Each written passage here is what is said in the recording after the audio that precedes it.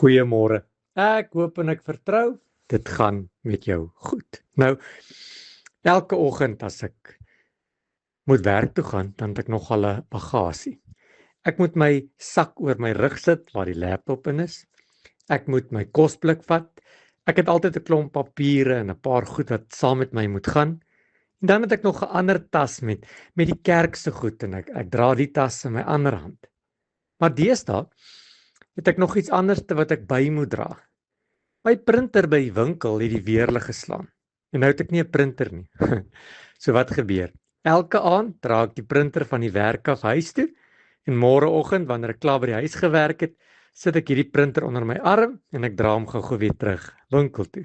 So okay, ek het 'n laptop in die een sak, ek het 'n kerktas, ek het 'n klomp papiere, 'n kosblik en dan het ek nog die printer. En wanneer ek by die deur kom, dan het ek nie 'n hand om die deur oop te maak nie, want ek het 'n klomp goed om te dra. En wanneer ek dan by die deur kom, besef ek, maar dis nog winter en dan gryp ek nog 'n baadjie en ek gooi die baadjie so oor die een arm. Dan moet ek die sleutel van die bakkie kry en as ek by die bakkie kom dan sukkel ek om die Kennedy se deur oop te kry om al hierdie goed in te laai en dit val uit my hande uit en sjoe. En dan kom Eelder en sê sy, "Hoekom vra jy nie hulp nie? Hoekom vra jy nie ek moet jou gou help nie?" En dan help ek jou om van hierdie goed te dra en dit makliker by die kar te kry.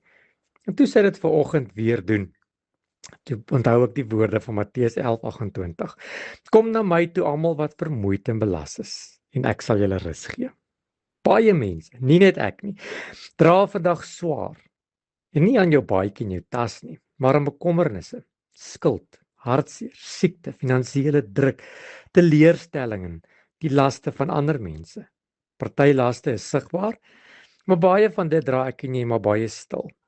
God het nooit bedoel dat ons alles ons eie krag moet dra nie. Wanneer ons probeer om dit alles self te doen, raak dit 'n gemors en val dit uit ons hand uit. Maar wanneer ons laste vir die Here gee, gee hy vrede. Hoor mooi, krag en nuwe moed. Soms neem God nie onmiddellik jou probleem weg nie, maar hy help jou dra. Hy stap saam met jou. En wanneer jy aan die ander kant uitkom, sal jy sien jy het dit gemaak omdat God jou gehelp het. Werp al jou bekommernisse op hom. Hoekom? Want hy sorg vir julle, sê 1 Petrus 5 vanaf vers 7. Wanneer jy vandag swaar dra, kyk 'n bietjie rond.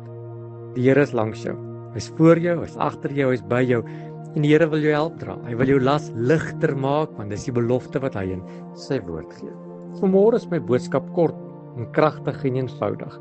Jy hoef nie alles alleen te doen nie. Die Here wil help om jou laste te dra. Here, vanmôre kom ons na U toe met ons bekommernis, ons laste, ons pyn, ons leed. En ons gee dit vanmôre vir U. Here, U is die een wat laste kan ligter maak.